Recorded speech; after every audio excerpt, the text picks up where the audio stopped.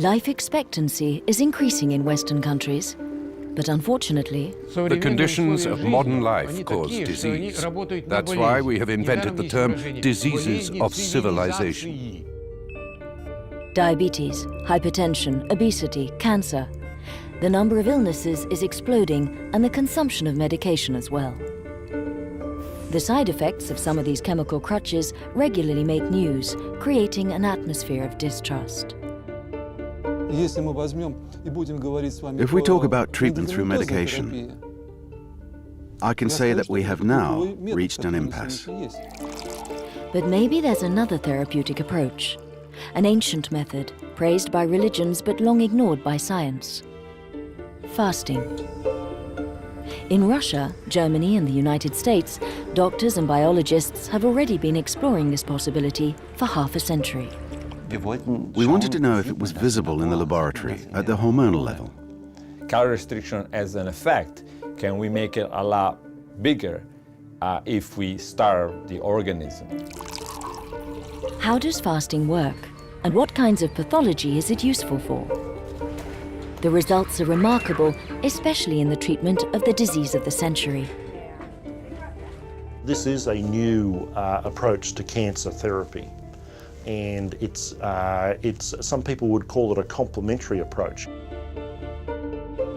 The results of this work open up unexpected perspectives and indicate a different approach to disease and treatment.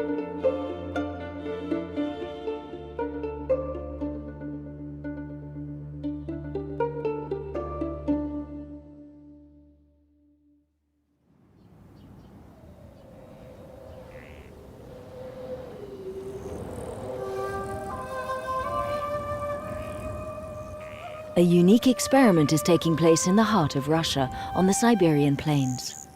Here, for the last 15 years, fasting has become a central element of public health policy. That policy is based on 40 years of scientific studies unknown in the West, which were carried out on thousands of patients in the former Soviet Union. This research gave birth to the rigorous methods which are practiced here.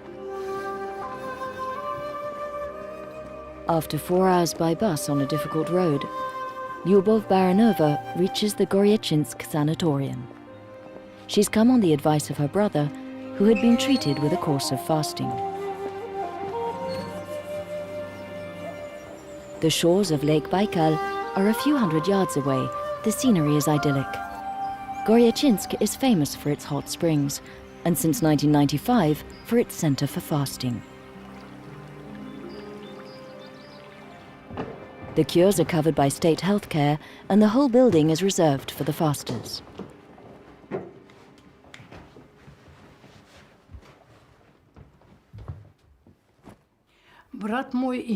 My brother was asthmatic. Sometimes he couldn't breathe, then he couldn't sleep at night, and he prevented everyone else from sleeping too. After reading an article about fasting, he decided to fast for 21 days.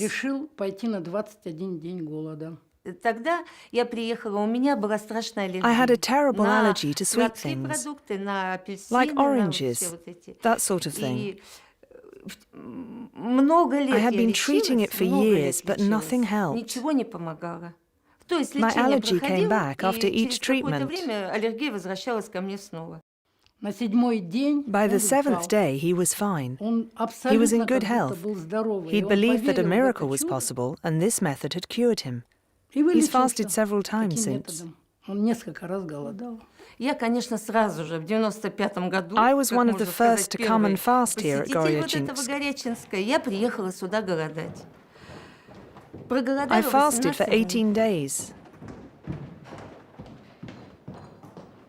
Nobody knows how their body is going to react to food deprivation. Fasting is scary. У вас остеоартроз, мы вам назначим такое лечение. В течение того времени, что вы будете у нас, вы 2 недели проголодаете, 5 дней выйдете из 7 дней выйдете из голодания. В течение всего периода голодания. The first stage of the treatment is reassuring newcomers. The patient's involvement is essential. по 3-5 минуточек. Много случаев, когда приезжают пациенты, Very often, we get people who have been in hospital. They've had the best clinical examinations, but nothing helped. Fasting is a universal method that can be effective against several diseases. That's why people often come back to sort out their other problems with us. The treatment is absolutely simple. Drinking water, water, and more water for 12 days on average, and nothing else. Some fasts can last for 3 weeks, depending on the severity and duration of the disease. For chronic conditions, medication is stopped after 2 or 3 days. Patients are then placed under medical supervision. This is crucial. A do-it-yourself approach to fasting is out of the question. The accompaniment of a professional trained in this practice is fundamental.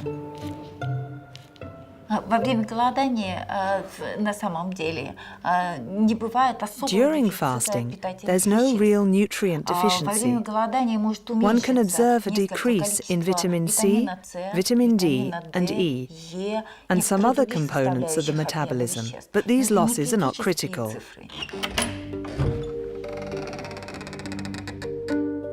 In 15 years, 10,000 patients have followed courses of fasting here. Their medical records are kept in the archives. The patients came seeking treatment for problems of diabetes, asthma, hypertension, rheumatism, allergies, and so on. Nearly 2/3 of them saw their symptoms disappear after 1 or more courses of fasting.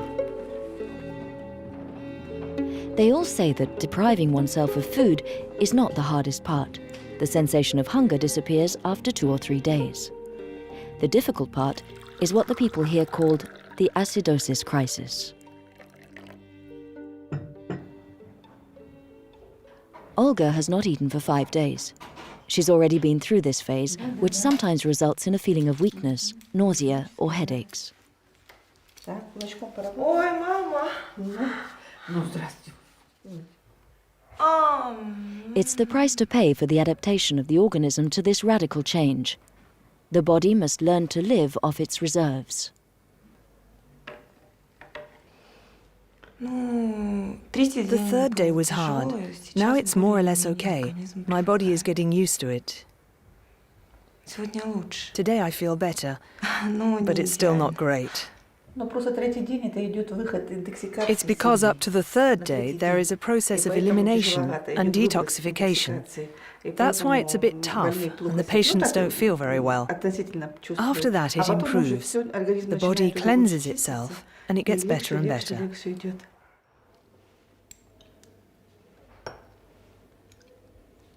According to Russian doctors, this crisis is a key step in the healing process. Analysis of the urine can indicate its peak and its duration. Changing its mode of nutrition makes the acidity of the blood increase.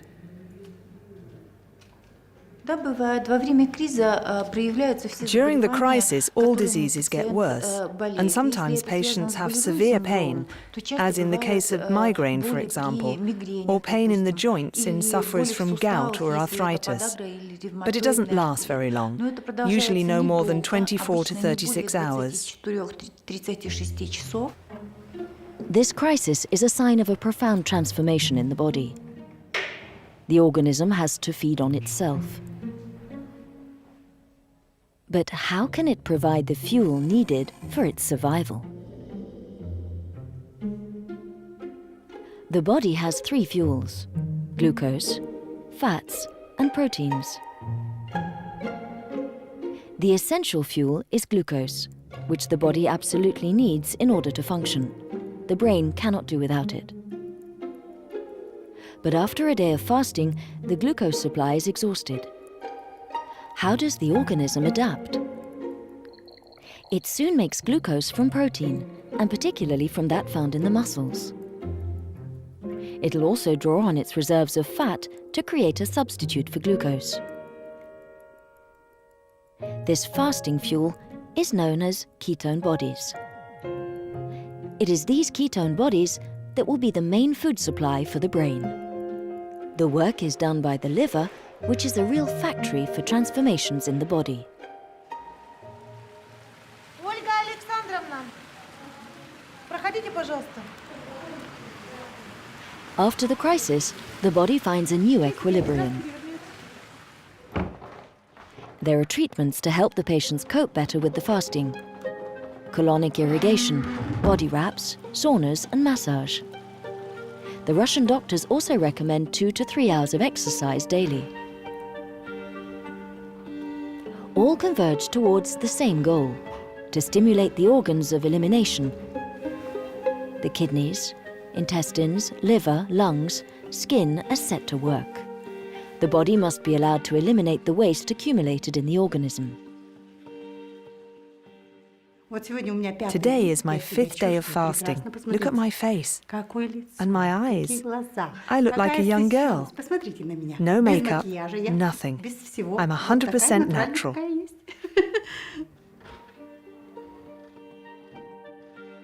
But even as the body adapts, the head doesn't always follow at the same rhythm. Patients have noticed that the psyche influences the body and can sometimes make it feel needs that it no longer has.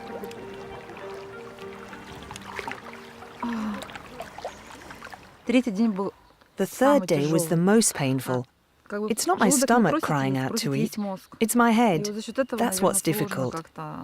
In your head you see crisps, Coke and meat. Lots of meat. When this psychological hunger disappears, the senses are sharpened and a certain sense of euphoria sets in.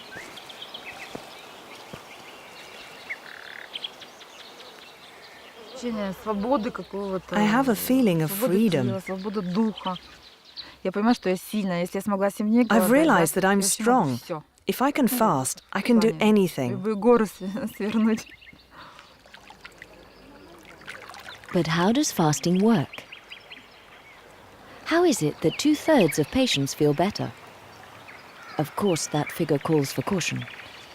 Is it a placebo effect? Or an effect of the euphoria that the brain experiences? Or have these changes that everyone describes been actually measured in the body with objective methods? To understand, we must go back 60 years, to the time when the Soviet Union was a fortress and researchers were not allowed to cross the Iron Curtain. The research was conducted in secret laboratories far from the West. As often happens in science, this scientific adventure started with a chance event which happened to a researcher open to new ideas. In the Korsakov Hospital in Moscow, the chemical straitjacket had replaced the physical one, but the treatment was scarcely more humane. One day, faced with a patient who was prostrate and refusing to eat, a psychiatrist by the name of Yuri Nikolaev broke with tradition. He decided to let the patient follow his instinct instead of obeying the usual protocol of forcing him to eat. In his notebooks, the psychiatrist noted with surprise, From the 5th day, his negativity began to decrease, and the patient opened his eyes. On the 10th day, he started to walk, but still didn't speak. On the 15th day, he drank a glass of apple juice left on his nightstand. Then he went for a walk and began to return to social life. The man eventually recovered. The case was unique, a mentally ill patient treated by fasting. Yuri Nikolaev was surprised by the almost miraculous effectiveness of the treatment. 15 years later, he had continued to experiment with it and develop it. The success exceeded his expectations, and the waiting list of patients kept growing. Nikolaev treated schizophrenia, depression, phobias, and obsessive syndromes using an average period of fasting of 25 to 30 days, and sometimes even 40.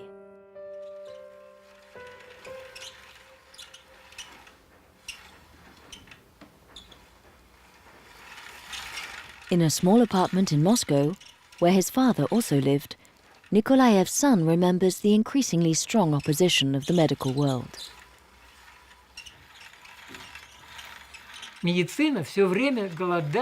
The doctors were opposed to fasting because they did not understand the essence of it.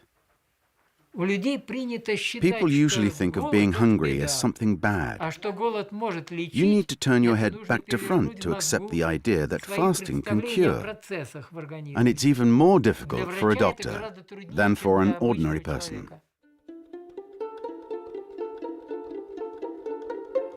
To silence the critics and make scientific history, Nikolaev undertook a vast research program. Physiological and biochemical tests, hormonal parameters, and encephalogram readings were studied during and after fasting in hundreds of cases. The psychiatrists established a correspondence between the observed changes in the body during fasting and the improvement of the patient. Fasting has an impact not only on mental illness, but also the entire personality. The young Dr. Gurvich was part of the research team. He worked for 18 years with the master. Fasting has a stimulant and an antidepressant effect. The stimulant effect takes place during the first week of fasting, and the antidepressant effect in the first week of starting to eat again. The third type of effect is a calming sedative effect. It can be observed after the crisis of acidosis.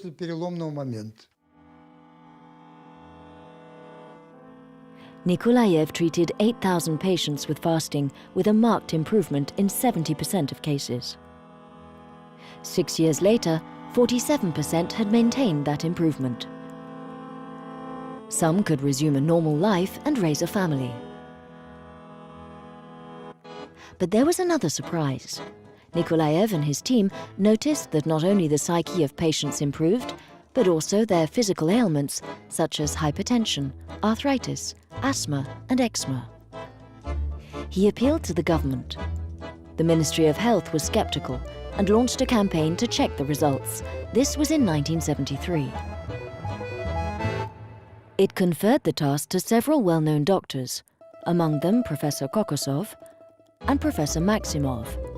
Both were military doctors. They obeyed orders. Until then, I knew nothing about fasting, so I had two objectives: to verify if the method worked, and if so, to explain why. We had to study the secretions of the stomach, liver, pancreas, and intestines, the bacterial profile, the level of immunity, and the exchange of minerals and vitamins. The workload kept increasing with thousands of patients. The researchers confirmed the results of Nikolaev.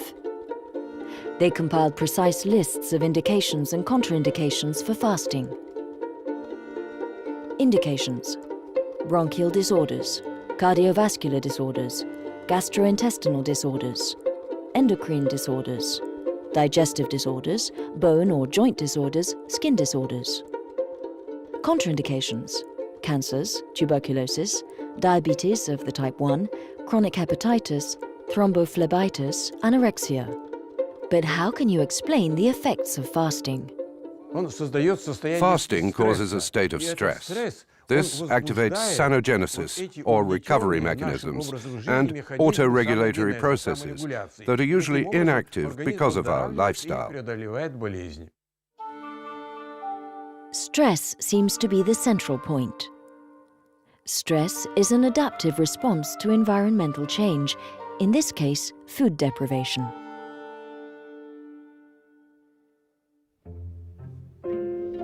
Faced with starvation, the body triggers an alert. This sets off hormonal and neuroendocrine changes. The hormones mobilize the body's reserves. Some also have an anti-inflammatory effect. For the Russian doctors, it is these self-regulatory mechanisms that produce therapeutic effects. Many aspects of blood composition improve, for instance, the levels of glucose, cholesterol, triglyceride, and insulin. Meanwhile, the energy expenditure of the body gradually decreases. Breathing and heartbeat slow down, and blood pressure drops.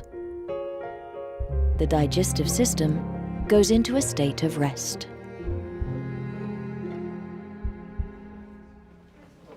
So, if fasting has the ability to stimulate the healing powers of the body, how can we measure that capacity?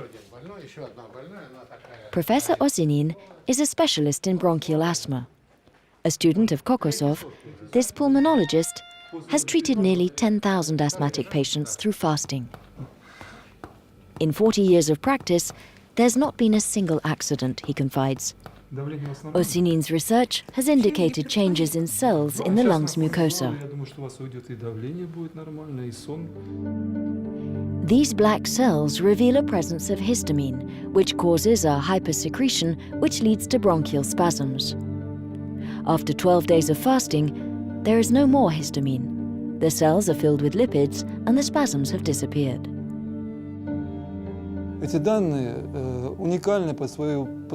These data are unique because these particular questions have never been asked. There is no equivalent anywhere in the world. We studied both general changes in the body and local changes. And we saw the disappearance of substances which lead to edema and inflammation. Bronchial asthma is a chronic disease. It cannot, according to conventional medicine, be healed, but only be contained. Many patients are condemned to rely on inhalers or other treatments that temporarily relieve their symptoms. Osinin's work shows that it's possible to escape this fate. The pulmonologist has also analyzed the long-term effects. His study involved nearly 1,000 patients. After 7 years, the improvement persisted for 50% of patients, those who adopted appropriate eating habits after the period of fasting. Sometimes several treatments were necessary. 10 to 15% were completely cured. Experimental data was collected from the 4 corners of the Soviet Union, with one ambition: to establish fasting as part of public health policy. The Academy of Sciences validated the results and published them in impressive collections, which have never been translated. Despite the magnitude of this work, which has no parallel elsewhere, and the wealth of clinical descriptions and the number of diseases covered, some grey areas still remain. Yes, the lab results show that it works, but why? How do the mechanisms that we call sanogenesis get set in motion? What is sanogenesis? I still don't have an answer to that question. Could the answer come from researchers in the West? Over here, no state has ever funded that kind of research. The pharmaceutical industry is of course not interested. However, the practice of fasting is growing and has recently made its entry into the political and scientific arena.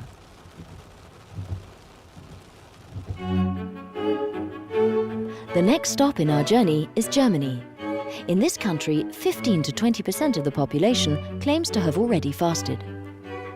The oldest center for fasting was created on the shores of Lake Constance nearly 60 years ago. The motto here is the same as on the shores of Lake Baikal: eliminate.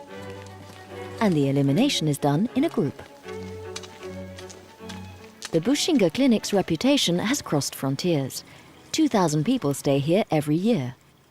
They come to seek relief from chronic illnesses and also for the prevention and control of risk factors such as hypertension, diabetes, and obesity.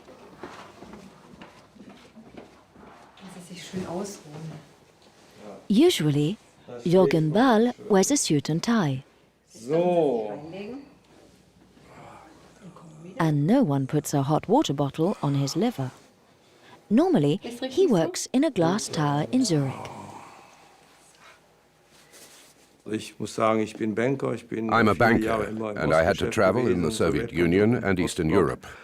If you want to do business there, you must drink vodka and eat fatty food. The effects have accumulated over the years.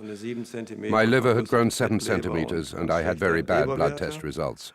My GP, who is also a cardiologist, told me that's enough.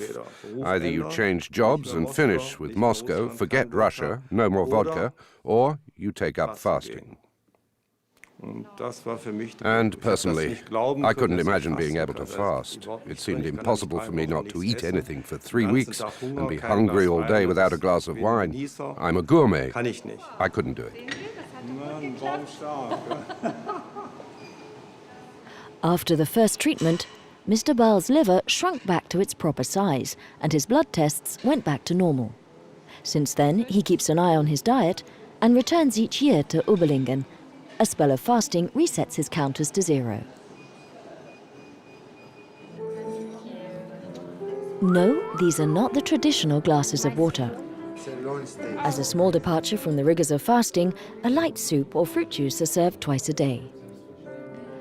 These 250 calories a day soften the crisis of acidosis and make the first days easier. That is a particular feature of the method developed by Otto Buschinger, the man who created the center. He was an army medical officer who suffered from rheumatic fever and was sentenced to a wheelchair by doctors in 1918. He recovered with 2 successive fasts. This dramatic recovery led him to explore the therapeutic possibilities of fasting and create a treatment center. Today it's become a reference in Germany. Treatments last between 1 and 3 weeks.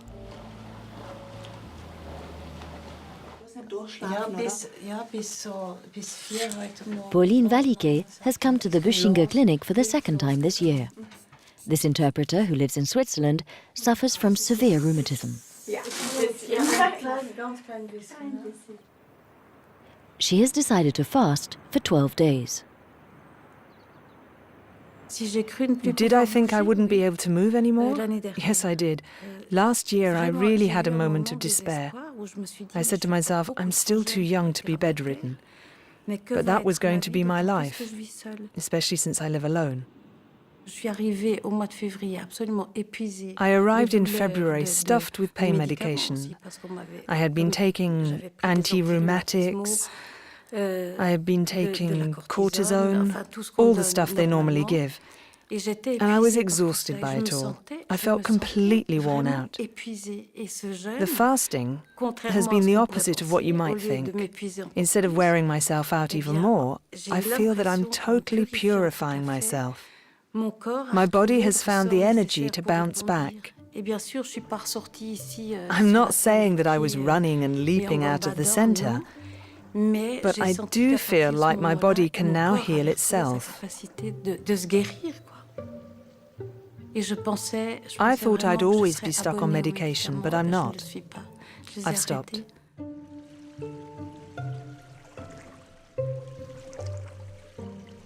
Depending on the severity of the disease and how long it has been established, stopping medication is not always possible.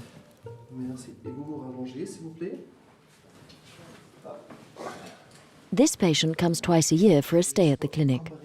Suffering from very advanced psoriatic arthritis, he don't imagine that he'll be completely cured. In this case, Dr. Drinder, a rheumatologist who has worked 9 years in a university hospital, is trying to reduce the doses of drugs through fasting. We also know this phenomenon in the case of rheumatoid polyarthritis. It has been shown that when fasting, we need less non-steroid anti-inflammatory drugs. That's a good thing, because the side effects of these drugs are not negligible.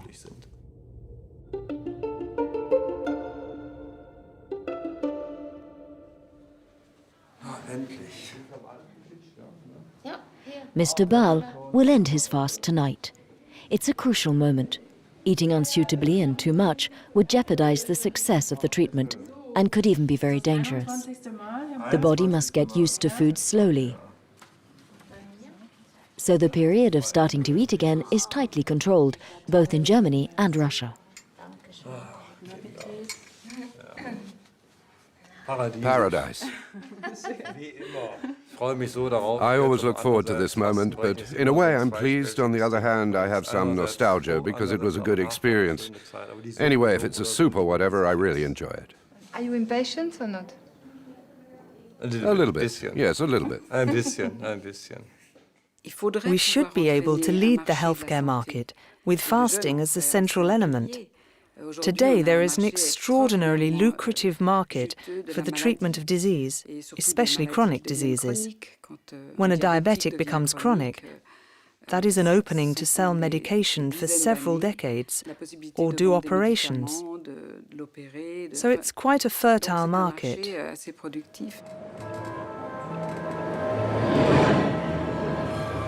Putting fasting at the center of the healthcare market, taking on the chemical monopoly on disease and cutting the profits of the pharmaceutical laboratories.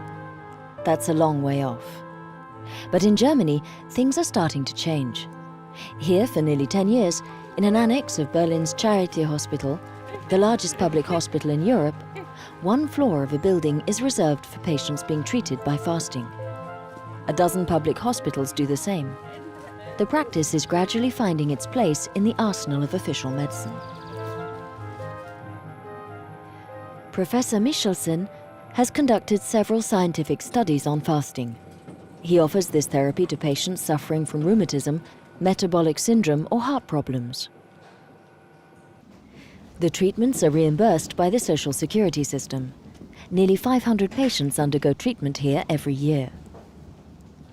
Following the Buschinger method, demand is increasing, and the service has to refuse patients for lack of space. Without being aware of the Russians' work, Michelsen has also measured hormonal changes in the body. In many studies on patients, we found the presence of epinephrine, norepinephrine, dopamine, leptin, and serotonin. That is to say, hormones that have a strong regulatory influence on the metabolism and also influence mood.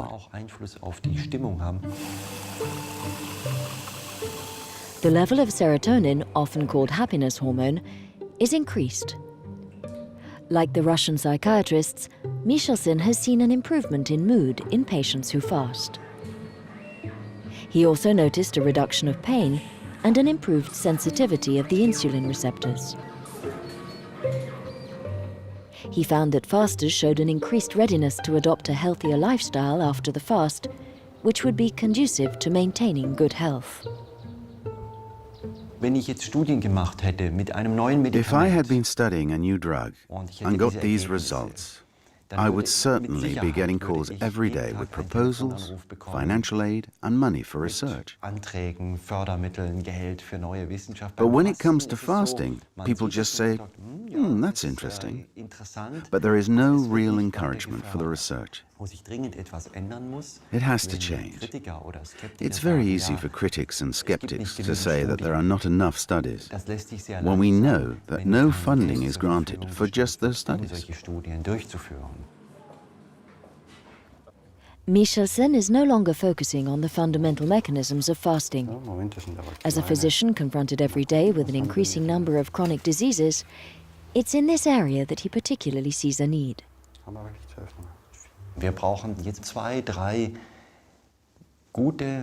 We need 2 or 3 major serious studies. I'd say for rheumatism and rheumatoid arthritis, diabetes and hypertension. 3 really convincing bits of research which would show that fasting has its place in therapy just as much as drugs. It would take millions of euros, but the funds are not exactly queuing up at the door of Michelsen's laboratory. On the other hand, critics of fasting continue to brandish a compelling argument: fasting is dangerous. So what are the facts? How can we know the body's limits for fasting?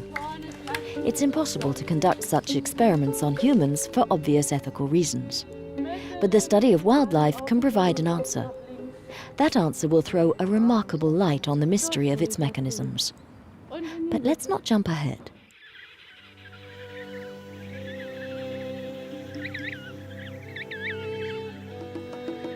In the frozen lands of the Antarctic continent, there's a strange bird that's fascinated scientists for decades.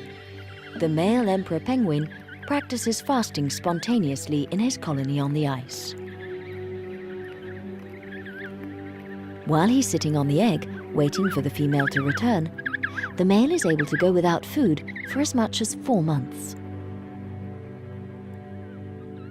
This extraordinary faculty has always amazed Yvon Le Mao. Early on, the researcher asked himself, is the emperor penguin a professional faster with mechanisms that don't exist in man or in other animals?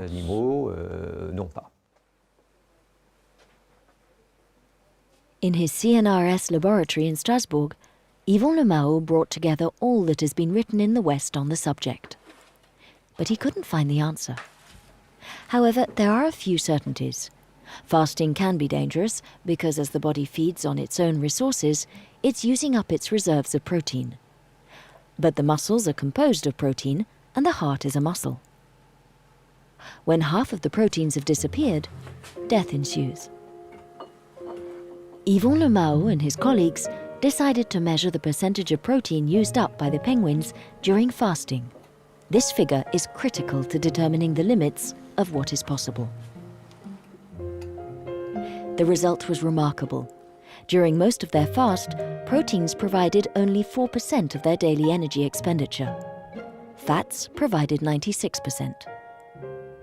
The body is perfect. It saves its proteins. We can divide the fasting process into 3 phases. Remember, the body depletes its reserves of glucose within 24 hours. From then on, it produces it from its protein reserves. A second phase starts, in which it economizes on protein and makes use of lipids instead. This phase can last for a long time, depending on the supply of fat available. In penguins, it can last for 100 days without problems. But little by little, the fat reserves are depleted. When 80% of the stock of fat has gone, the proteins are no longer saved.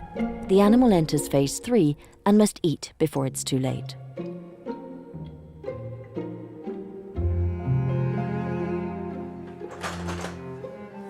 But do other animals have the same mechanism? Jean-Patrice Robin, who works with Yvon Le Mao, is conducting an experiment with rats, animals that don't have the reputation of being professional fasters. They're weighed daily and their urine is sampled. How will the rats adapt to fasting? Will their proteins run out faster than those of the penguins?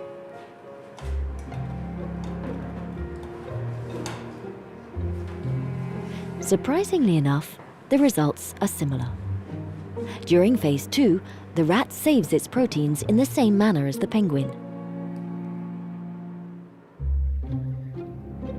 So there's no difference. A basic fasting mechanism which allows the individual to survive long periods of starvation is a common mechanism. This observation opens up unexpected perspectives with huge implications. If the mechanism is common, it means that this mechanism has existed ever since there have been animals on Earth. And we can see that man has the same capabilities.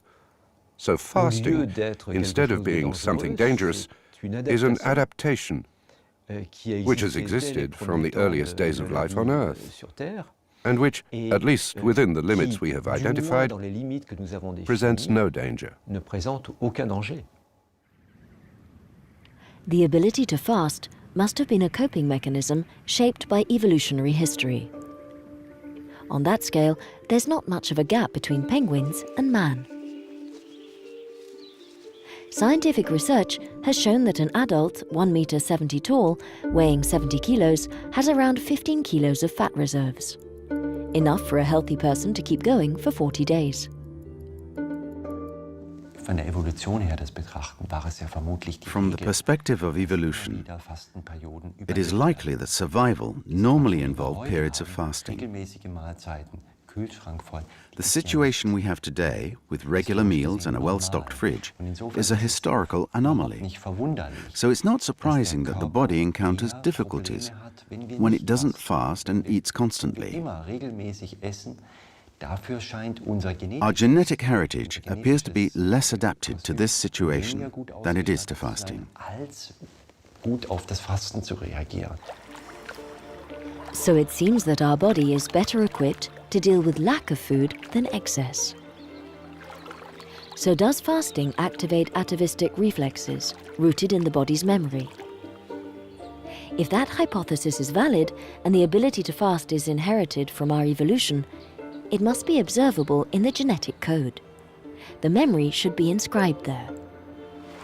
But who would be crazy enough to try and find what no one is looking for?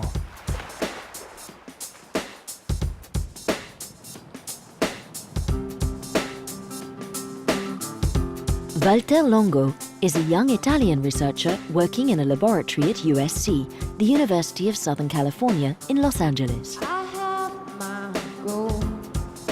It's not very far. I need my son.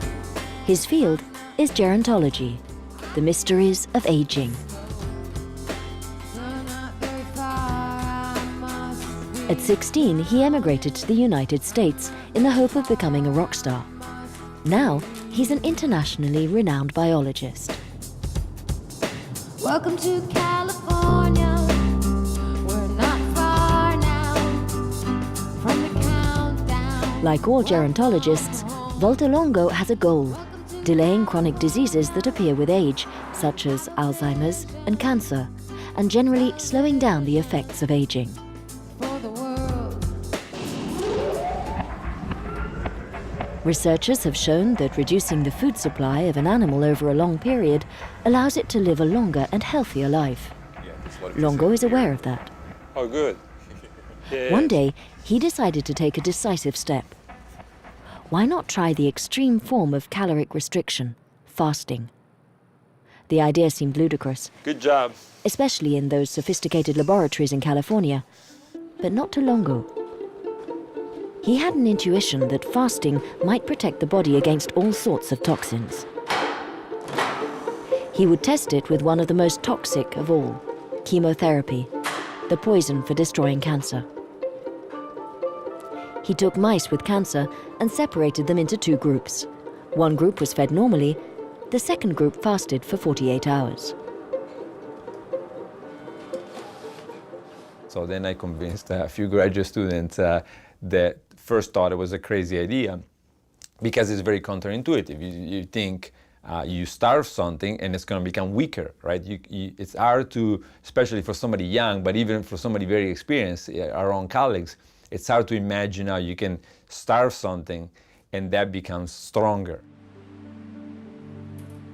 He then injected the mice with high doses of chemotherapy, doses 3 to 5 times higher than those allowed in humans, doses that would cause devastating side effects. Would the mice be able to deal with that treatment? Would there be a difference between those who fasted and the others? Longo was away when a colleague told him the results.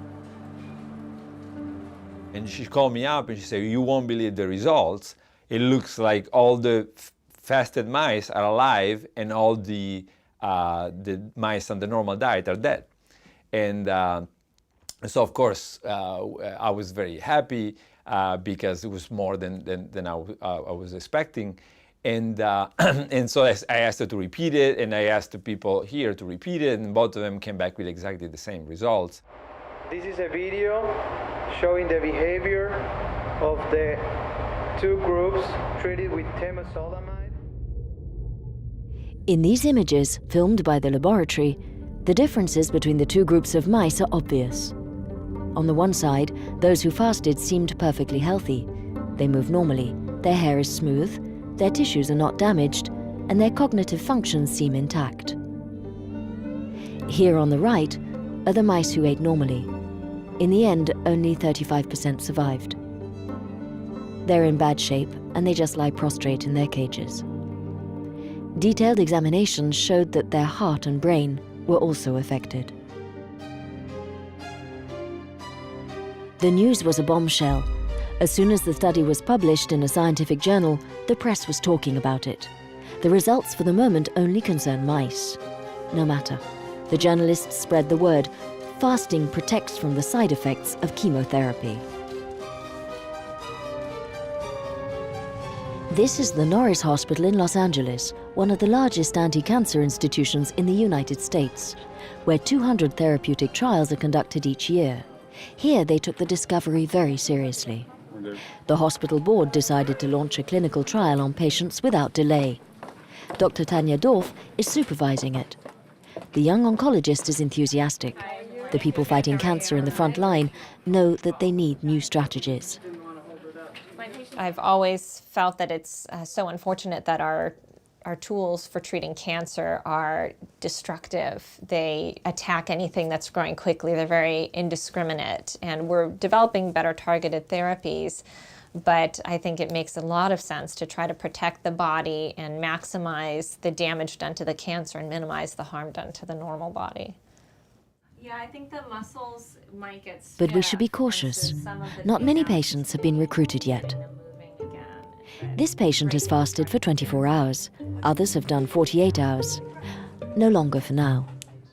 The first step is to prove that fasting is not dangerous for cancer patients. For this revolutionary approach goes against official recommendations, which prescribe the opposite: an increase in calories and protein before each chemotherapy session. The experiment needs to gradually expand to larger numbers of patients. There's no lack of money. Public and private funds are flowing in. In fact, fasting is not a substitute for medication. By reducing the side effects, it could even make it possible to increase the doses of chemotherapy.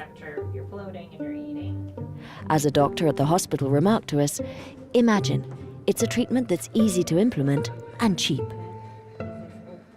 This trial has an important proof of concept. If we can demonstrate that patients have less toxicity after they are fasted, this will transcend and potentially be applicable to many patients getting cancer therapy, not just one disease, but maybe the whole spectrum of cancer treatment. Obviously, the clinical trials will take time, but when your life is in the balance, it's hard to accept these slow protocols. Nora Quinn is not waiting, even though she's anything but impulsive. This county judge from Los Angeles wanted to tell us her story, and at the same time, meet the scientist who has restored hope for her, as she says.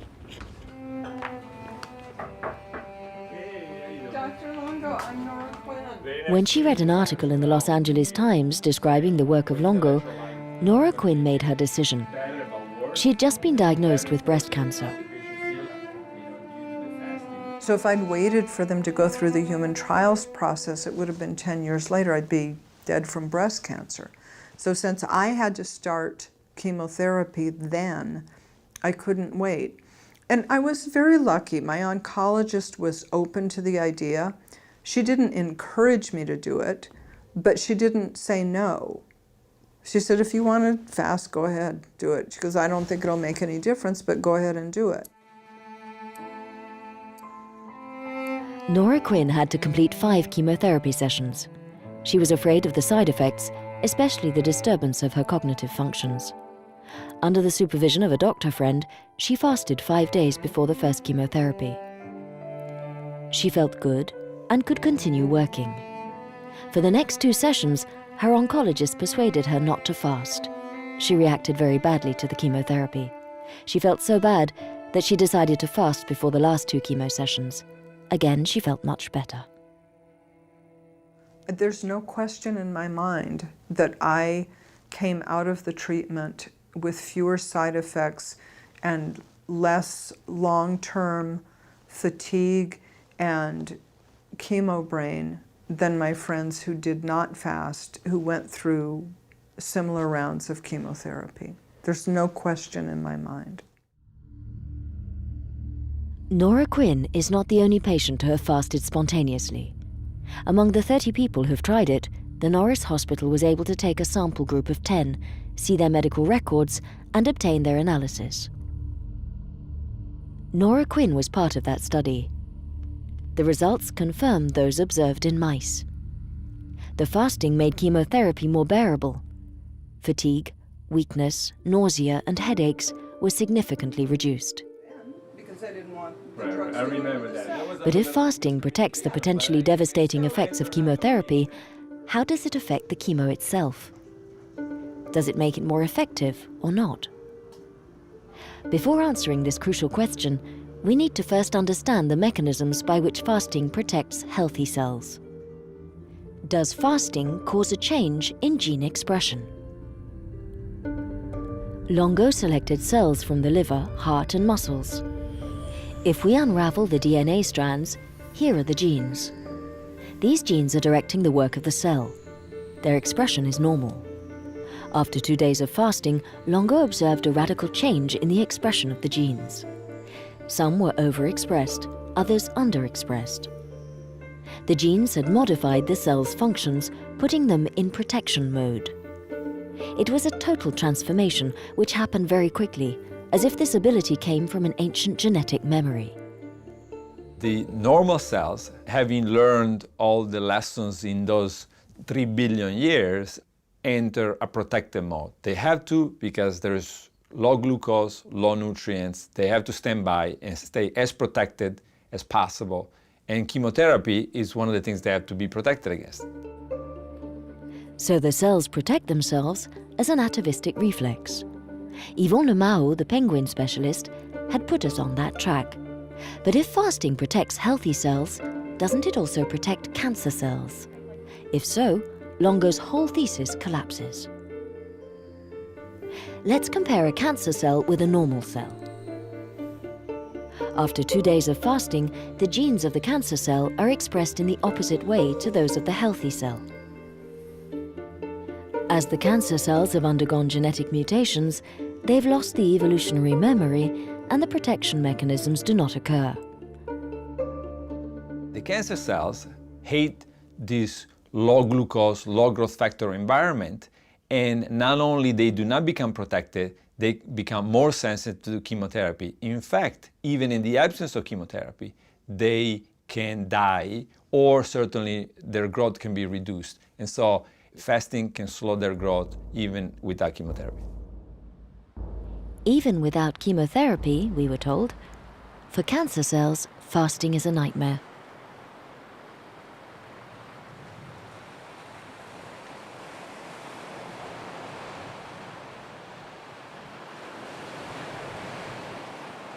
I recently presented at one of the largest pharmaceutical companies in the world, and I basically challenged the executive of the company to come up with a cocktail of drug, not just a single drug, but a cocktail of drug that will have more potent effects in general than fasting will have.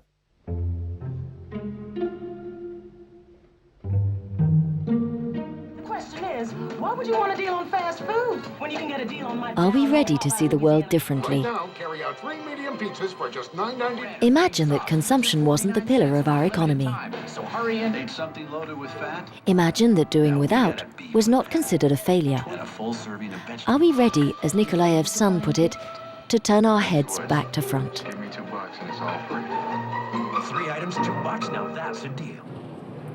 Today, Alexei Kokosov continues Nikolaev's adventure, but times are hard. The fall of the Soviet regime in the 90s disrupted the public health system. A course of fasting now has to be paid for, and it's too expensive for many Russians.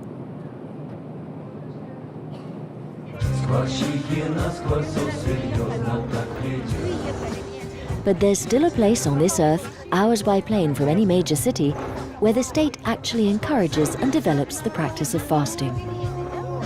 On his way to the Goryachins Sanatorium, which is celebrating its 200 years of existence, Kokosov meets up with his former student, Dr. Betaeva. Kokosov has trained more than 100 doctors in Siberia. Does that seem strange?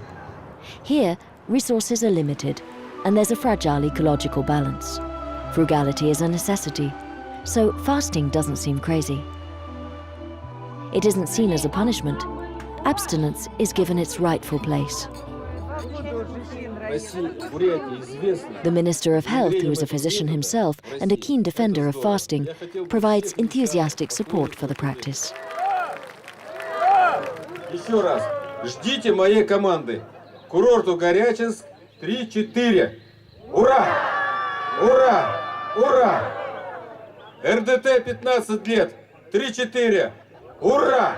Ура! Ура! С праздником! Утро завтрашнего дня станет первым, а не я. Птица счастья завтрашнего